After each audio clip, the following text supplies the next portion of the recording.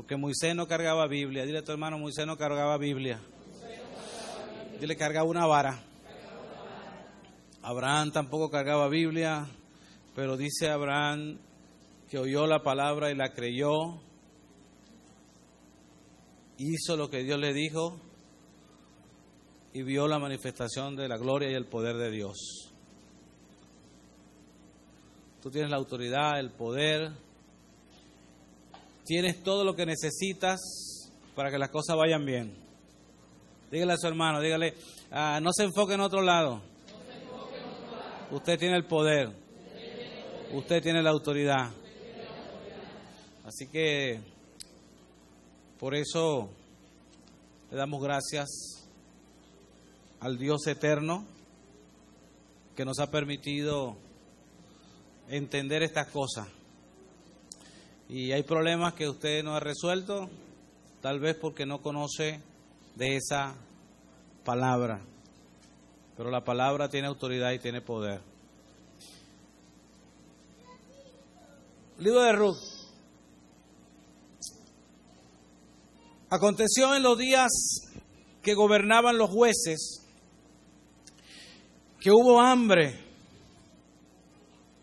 en la tierra, y un varón de Belén de Judá fue a morar en los campos de Moab, él y su mujer y sus 2 hijos. Pero fíjate, así comienza el libro de Ruth, pero mira cómo termina el libro de los jueces. En estos días no había rey en Israel, cada uno hacía lo que bien le parecía, lo que le daba la gana. La gente de Israel hacía lo que le daba la gana. Así termina el libro de los jueces.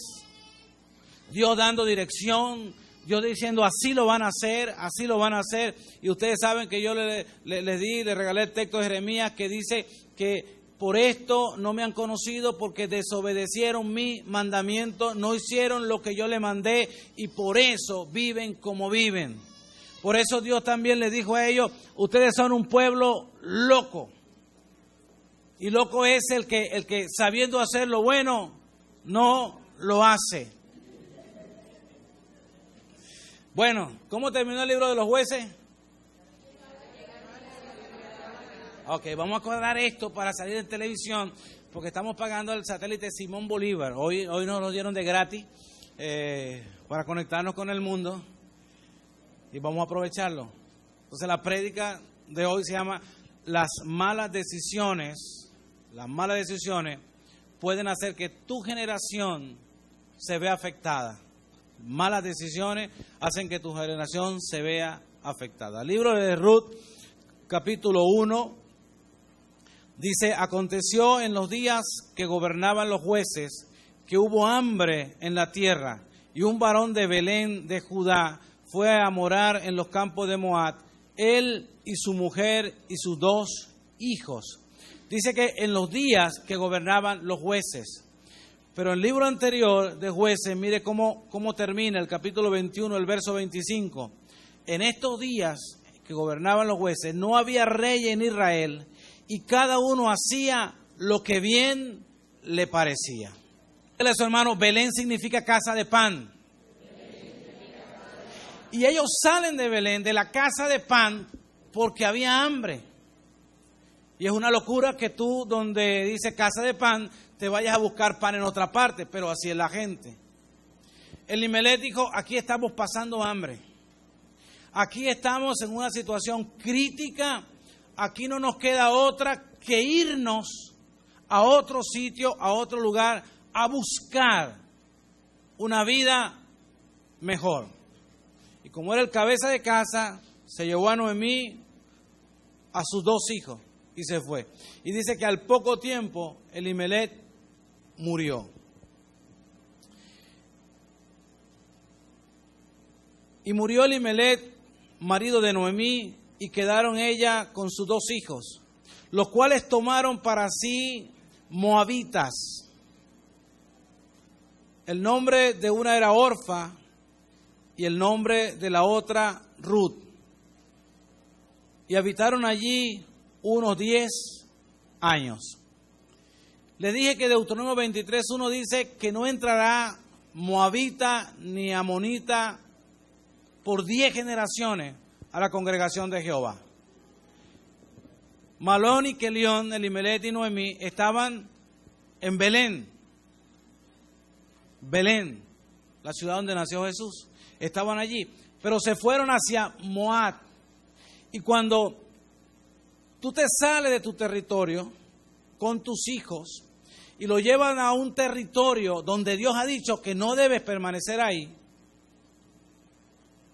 tus hijos se contaminan con el territorio donde tú los llevaste. Y cuando papá se muere, los hijos toman decisiones en un territorio donde no tenían que tomar una decisión. Y si estaban en edad para casarse, no se iban a devolver a su territorio. Ellos se iban a casar en la tierra donde estaban habitando. Dígale a su hermano, y se casaron. Y se casaron. Y murieron también los dos, Malón y Kelión, quedando así la mujer desamparada de sus 2 hijos y de su marido. ¿Quién quedó desamparada? Noemí. Noemí, porque Noemí era la madre de Malón y Kelión. Se le muere su marido, ahora se le mueren sus 2 hijos y se quedó fue con las nueras, con Orfa y con Ruth. Pero es que Orfa y Ruth no eran familiares de él. O sea, no eran de su misma línea genética. Pero es lo que le quedó. Entonces, la decisión de un hombre hace que se pierda una generación allá, en el camino, por una decisión que no tenía que tomar. Ahora Noemí dice que ella decía, Señor, tú la agarraste conmigo. Señor, tú la cogiste conmigo. Señor, tu mano se ha ensañado contra mí. Yo estoy sufriendo porque a ti te ha placido ponerme a sufrir. Eso se parece a lo que dicen algunos cristianos cuando pasan alguna situación, ¿verdad?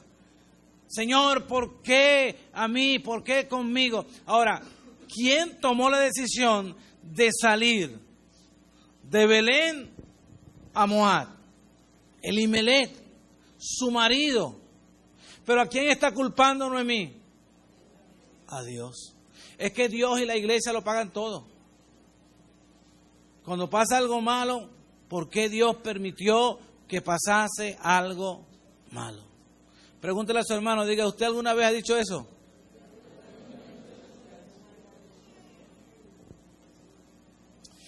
Verso 6, entonces se levantó con sus nueras y regresó a los campos de Moab, porque oyó en el campo de Moab que Jehová había visitado a su pueblo para darles pan. ¿Dónde estaba la casa de pan? En Belén. ¿A dónde ella fue a buscar pan? En Moab, en Moab. ¿Pero a dónde llegó Dios a dar pan? En la casa de pan. Vea que Dios no va a visitar donde usted se vaya, Dios va a visitar donde Él dijo que usted estuviera. Dios no va a visitar donde a usted le dé la gana de irse, Dios va a visitar donde Él dijo que iba a estar. Y escúcheme, muchas veces usted puede estar en un sitio donde Dios va a visitar, pero su mente está en otro sitio, su mente está en otro lugar. Usted anda por allá, por otro lugar alejado de lo que Dios está haciendo en la casa de pan. Ella oyó que allá en Belén Dios había visitado y llevó pan. Pero es que donde estaba la casa del pan también se vio afectado por el hambre. Pero allí en la casa del pan en Belén había un hombre llamado Booz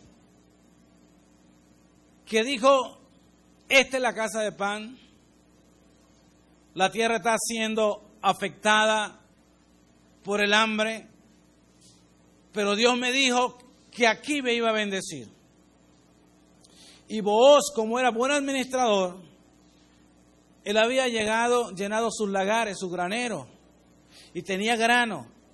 Ni él ni los suyos pasaron hambre. No comían como antes, pero no pasaron hambre. Y Booz cada vez sembraba y decía, si yo siembro, yo voy a cosechar. Si yo siembro, yo voy a cosechar. Y por 9 años estuvo sembrando y no cosechó nada, pero su despensa estaba siendo bien administrada. Ni él ni su familia pasaron hambre.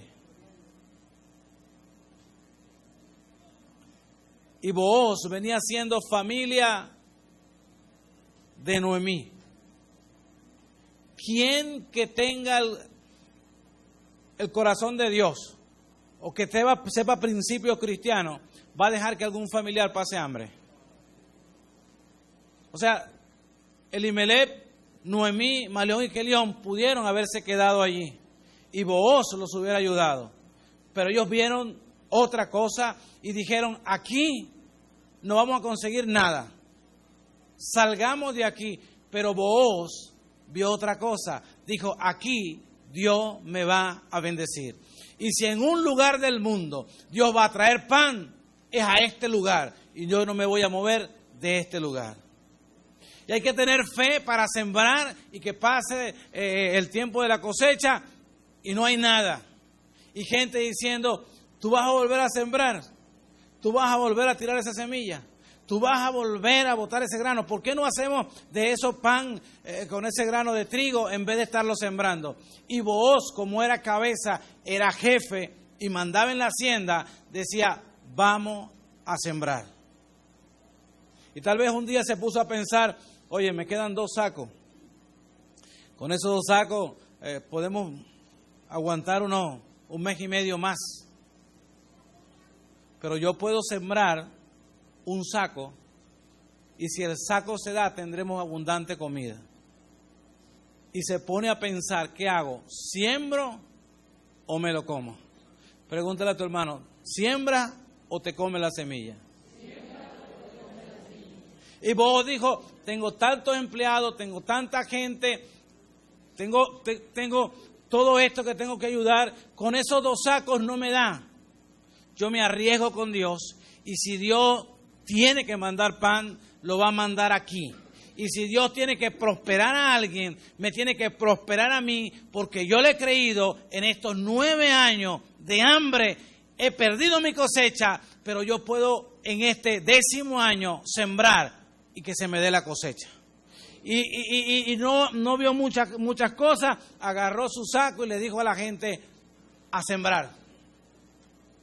Y algunos dirían, pero a sembrar, ¿por qué no nos comemos esto?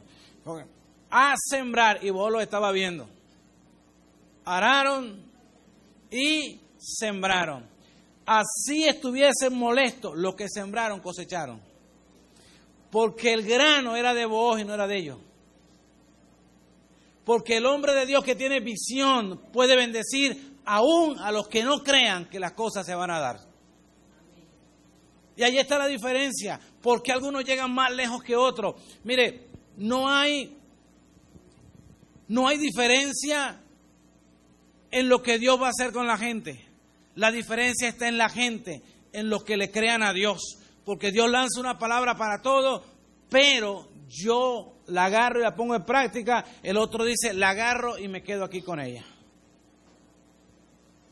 Si ponemos un billete de 50 bolívares aquí y decimos, el que lo agarre es de él, ¿quién agarra el billete? El que se mueva más rápido. El que se mueva más rápido. Pero ¿sabe quién tiene ventaja? El que está más cerca.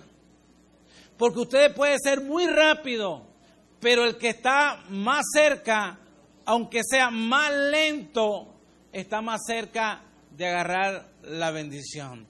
Dile a tu hermano, no es lo más rápido que tú corras,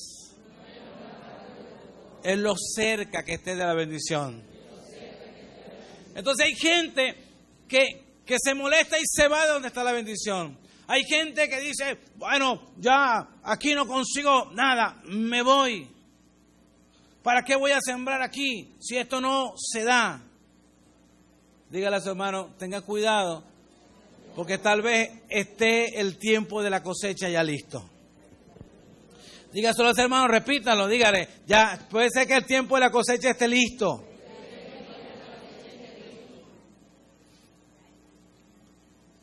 Ese hombre tomó una mala decisión. Una mala decisión. Pero ahora te voy a hablar de un hombre que los científicos, psicólogos y psiquiatras estudiaron. Porque en una ciudad de Ohio se había desenfrenado la maldad. Se había desenfrenado la inmoralidad. Y no eran gente espiritual, no eran pastores, simplemente científicos que querían analizar un problema que estaba sucediendo en una ciudad. Y comenzaron a investigar en el año 1927 a una familia y a un individuo que se llamaba Martin Kelly Catt. Martin Kelly Catt. Martin fue un descendiente inglés y era un buen hombre de un matrimonio sólido. Buen hombre de un matrimonio sólido. De Martin, señor, vinieron 496 descendientes. Mira la cantidad de gente que tú puedes tirar a una generación. Una sola persona, 496 descendientes. Eso no era que todos eran hijos de él, pero eran parte de su generación.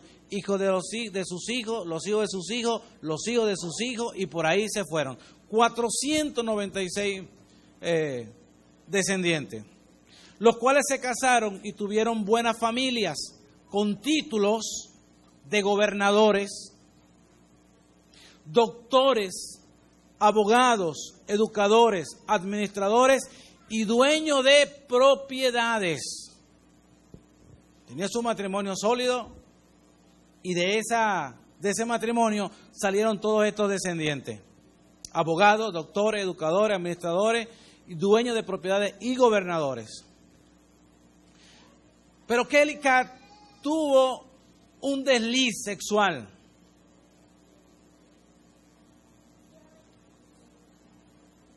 Ese mismo hombre, en 1865, el estudio se hizo en 1927, ese mismo hombre, cuando la guerra de América se había declarado terminada, fue con todos sus amigos a beber licor y tuvo relaciones sexuales con una mujer y ella dio a luz un hijo. El primer hijo le llamaron Martin Jr., porque era el primer hijo de esa mujer. Martin, señor, continuó con esa relación ilícita y le nacieron 2 hijos más. En total fueron 3 con esa relación ilegítima. Estos 3 hijos nacieron de una relación ilícita fuera del matrimonio. Estos 3 son hijos fuera del matrimonio. De él vinieron 480 descendientes. Imagínate, del primer matrimonio sólido y estable, 496. De este vinieron 480 descendientes. De esos 480 descendientes, 46 eran normales. 36 fueron nacidos ilegítimamente. 33 fueron alcohólicos y 3 tenían epilepsia. 2 murieron en la infancia, 3 fueron asesinos, 8 tenían enfermedades incurables. Todos estos del mismo padre, pero diferentes condiciones de nacimiento por el espíritu que viene con ellos. Al segundo hijo lo llamaron Duke. Este era un bebedor de licor, era un trabajador que realizó duras labores. Era un jugador de casino, a él le gustaba cazar animales y pescar. Este hombre a los años quedó ciego y murió de una enfermedad que fue transmitida sexualmente. Este llegó a tener 1,200 descendientes. 280 eran pobres, vivían en las calles. 140 de ellos eran criminales. 250 fueron a la corte y fueron juzgados y fueron encarcelados en total de 140 años. 16 de estos que fueron encarcelados por robo, 7 fueron asesinos, 50 fueron prostitutas, 40 varones tuvieron sífilis. En total, 400 llegaron a ser portadores de sífilis. 40 de las esposas de ellos tenían sífilis porque fueron contaminadas. 300 de sus hijos murieron antes de cumplir los 5 años. 50 de ellos nacieron ilegítimamente. La tercera hija se llamó Noami. El primer hijo fue a la cárcel a los 30 años por asesinato brutal. El segundo a los 40 años fue a la cárcel por asesinato brutal. El tercero a los 23 años tenía una salud muy pobre. El cuarto fue a la cárcel por asalto y alcoholismo. En la primera generación, muchos de ellos se casaban entre primos. Después de estos 3, en su primera generación. De la tercera generación no hay datos. La quinta generación eran 7 hombres y 10 mujeres. 7 generaciones de los hombres. El primer hombre era labrador, fue a la cárcel unas cuantas veces y fue acusado de asalto y tuvo sífilis. El segundo fue muerto en la guerra. El tercero a los 21 años fue un soldado rebelde. El cuarto a los 19 años fue a la cárcel por asesino, salió de la cárcel y se casó con su prima. El quinto fue a la guerra y no se supo más de él. El sexto era un soldado rebelde y tenía sífilis que no podía ser tratado. El séptimo no era industrial, era violento y de mente pobre. 10 generaciones de mujeres. La primera mujer tuvo hijos ilegítimos y fue prostituta. La segunda tuvo hijos ilegítimos y a los 21 años y fue prostituta. La tercera a los 13 años abandonó su casa y fue prostituta y no se supo más de ella. La cuarta se fue de la casa y murió siendo prostituta. La quinta a los 9 años se fue de la casa y fue prostituta. La sexta fue prostituta y tuvo sífilis que no pudo ser tratado. La séptima tenía un carácter bien problemático y murió a edad temprana. La octava fue adoptada a la temprana edad y tuvo una vida decente. La cuarta fue adoptada a temprana edad y tuvo una vida decente. La familia, dile a tu hermano, la familia. Las 9 y 10 fueron prostitutas y todas eran enfermas de sífilis. De manera que el pecado sexual es uno de los más peligrosos que atacan a la raza humana y tiene que ver con un apetito de la carne que está fuera de control. Fíjese, un hombre que tuvo una familia estable y de su familia estable y correcta tuvo hijos y hubieron gobernadores, abogados, administradores. Tuvo una relación ilícita y dañó hasta un pueblo. Porque todo lo que fue saliendo se fue degradando más. Todo lo que fue produciendo esas generaciones causó un problema grave en una ciudad. Vea cómo una persona puede afectar una ciudad, un país y un pueblo. Una mala decisión, una noche de locura, una noche de tomarse una copa, meterse donde no tenía que meterse, y eso deterioró a todas unas generaciones.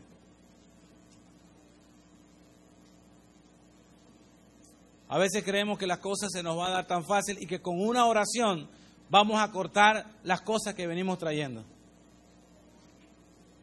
Esa es la gran mentira que muchos predicadores del Evangelio sueltan.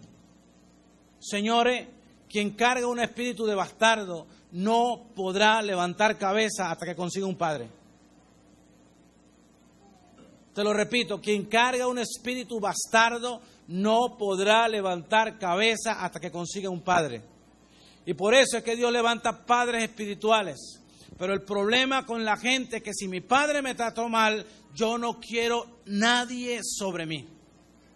No quiero que nadie me direccione. Yo he pasado muchas cosas en la vida para que alguien me venga a decir. Además, yo soy un adulto para que a mí me corrijan. Puede ser adulto, pero si el espíritu bastardo está ahí, vamos a tener problemas.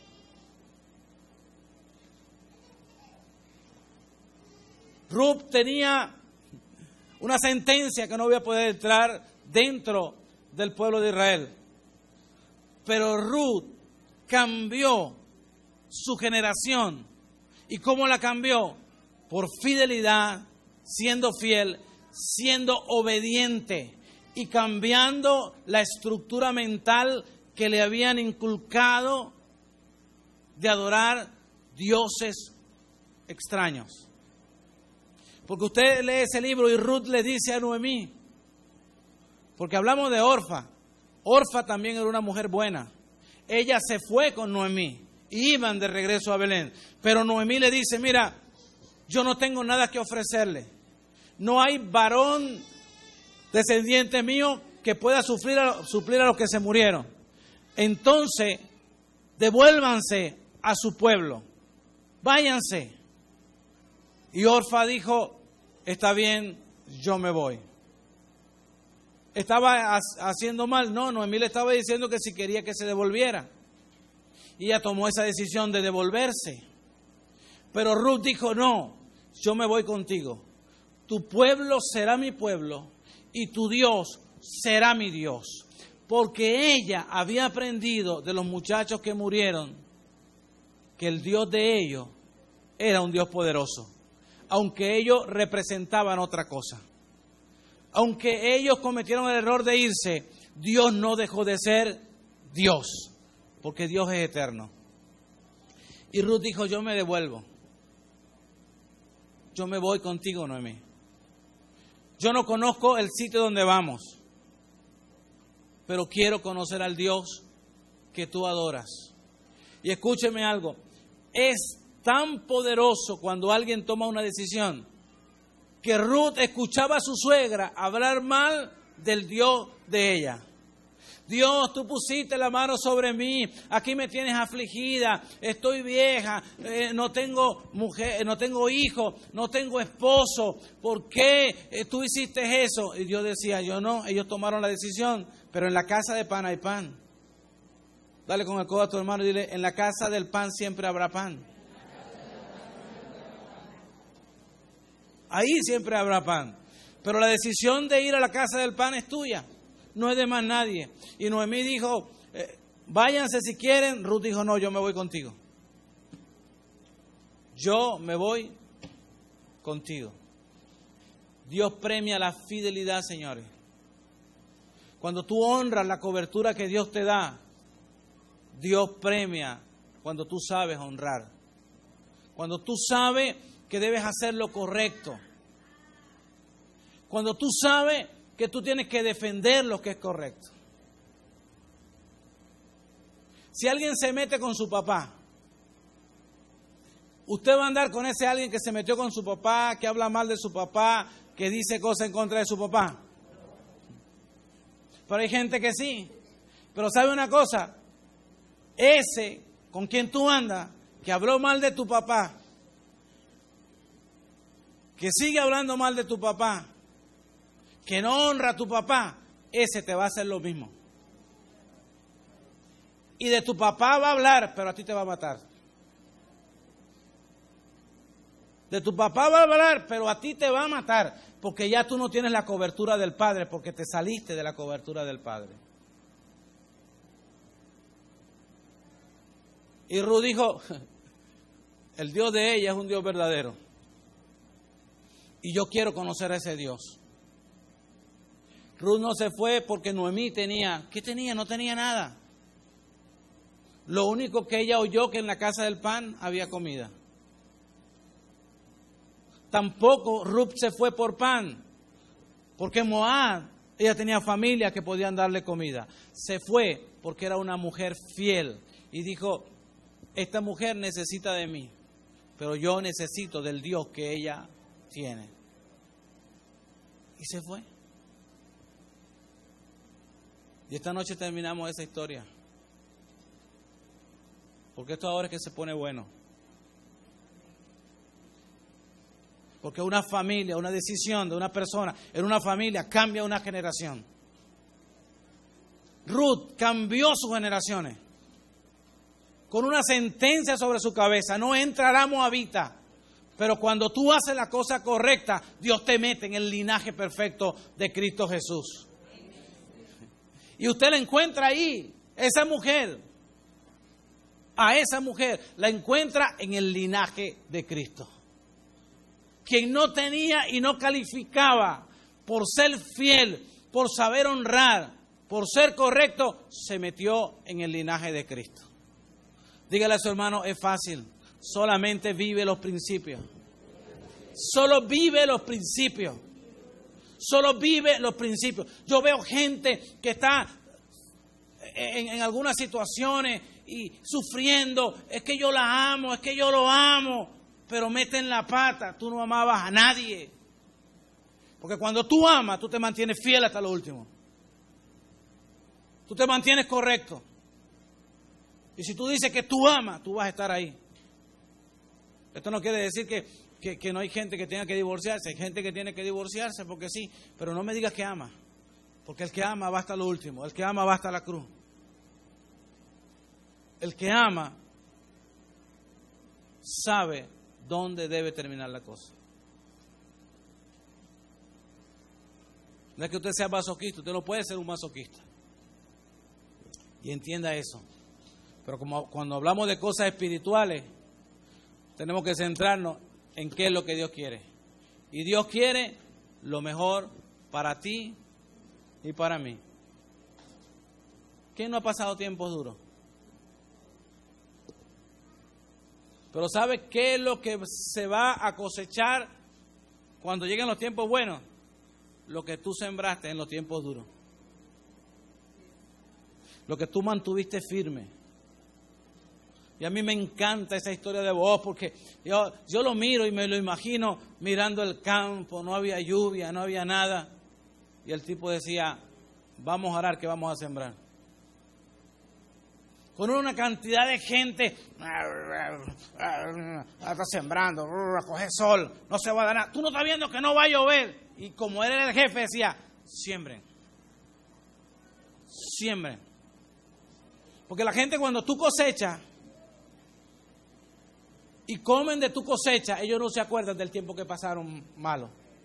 Ellos se acuerdan que estás comiendo, pero tú que sabes que tu fuente fue Dios y que Él fue el que te mantuvo en esos tiempos malos, tú comes dándole gracias a Dios porque Dios nunca te abandonó y porque Dios cumplió su palabra o cumplirá su palabra.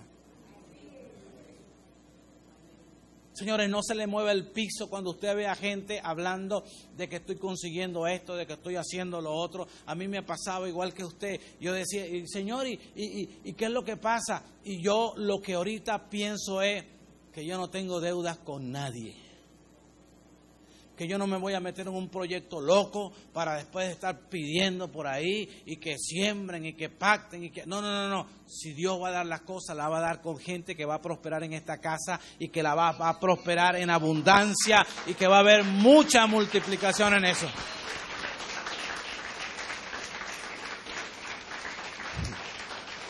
¿Sabe lo que yo añoro? Lo que sueño y que lo estoy viendo. Que usted entra por esa puerta con su familia. Que usted viene contento.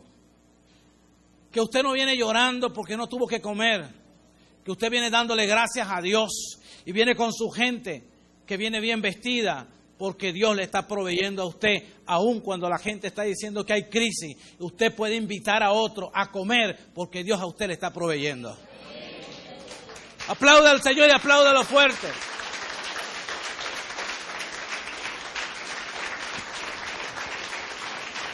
Allí, señores, allí es que la gente va a decir, en la casa de pan, Dios la visitó. Allí hay pan. Porque sabe una cosa, cuando a ti te ven por la calle sonriente y alegre, y tú ves que a ti la crisis no te ha pegado, aunque en tu bolsillo no hay mucho, pero escúchame algo, señores, pasamos tiempo de escasez. Porque la escasez nos toca a todos. Pero una cosa es que yo entré en crisis. La escasez nos va a tocar a todos algún día. Porque a veces hay escasez de maíz. Porque es que tú no estás sembrando maíz. Tú estás trabajando en una empresa donde no siembran maíz. Pero los que sembraron maíz no se le dio. Entonces afecta el momento. Hay una escasez, pero no entres en crisis, no entres en pánico. El Dios tuyo tiene control sobre todas las cosas y para ti siempre habrá. Diga fuerte, diga, para mí siempre va a haber